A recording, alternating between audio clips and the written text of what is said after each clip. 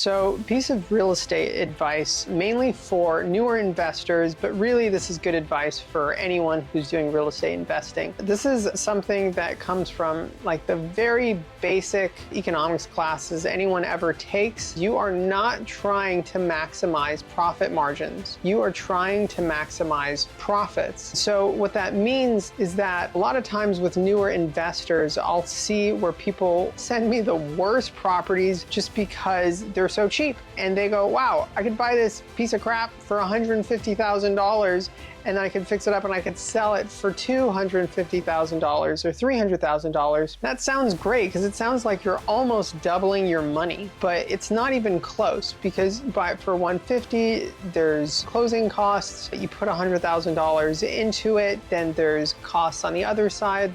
You know, you've had to pay the mortgage and taxes and insurance and all that for a while, and then you don't actually make that much money. Maybe you're making $30,000 for 6-9 months time. For most investors, that's not going to be worth it. And same thing if you want to hold it long term. If you buy a really clunky property for $150,000, even if it doubles in value and it's $300,000, but you put all this money into it, you didn't get that much equity out of it. Meanwhile, if you buy something that is $600,000 and you put $100,000 into it and you can sell it for $900,000, now you've made some money. But it's a very common mistake I'm constantly seeing is, especially my newer investors will go, what about this? And it's just the worst properties. At the end of the day, you're gonna make the vast majority of your money in real estate from appreciation. And so what's really important is how high that ceiling is. How high can it be worth? Not necessarily just worrying about how cheap you can get it or the ratio of what you could buy and sell. Because if you buy a widget for $2 and sell it for $3, was it actually worth the time? It's the same thing with real estate.